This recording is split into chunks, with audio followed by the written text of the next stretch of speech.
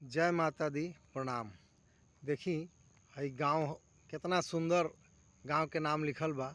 मित्र का गांव सनातनपुर, छोटा गोविंदपुर पंचायत जमशेदपुर। ई गांव रुआ आसपास कहीं ना दिखाई देत होई, लेकिन ई गांव जाए के रास्ता हम रुआ लोग के दिखावत तनी। देखी ई गांव के ग्रामीण बारन ई पानी लेके जाता रहना। देखी कैसे जइहन, इनकर गांव के रास्ता देखी। ई पूरा पहाड़ ऊपर चढ़ के पानी लेके जइहन। ऊपर करीब करीब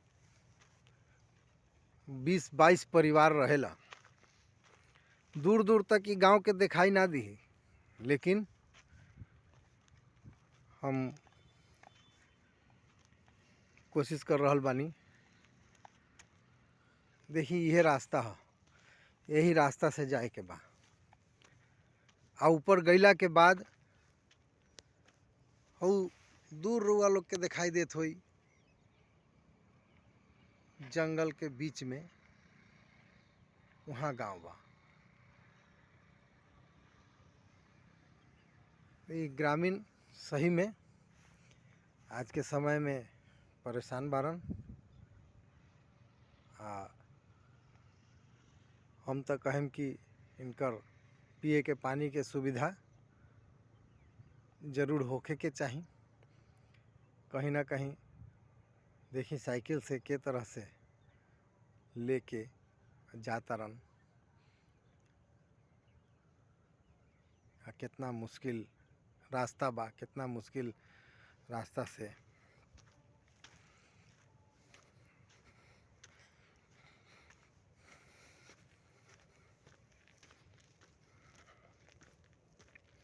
चारों तरफ पहाड़ बा। पहाड़ के बीच में ये गांव।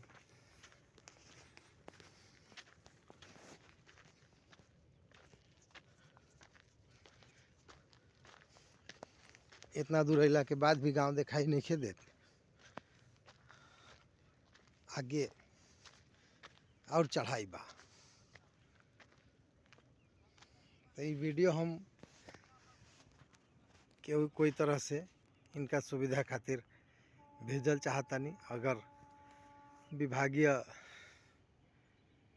विभाग तक पहुंच जाए तो इन लोग के परेशानी थोड़ा सा देखल जाओ।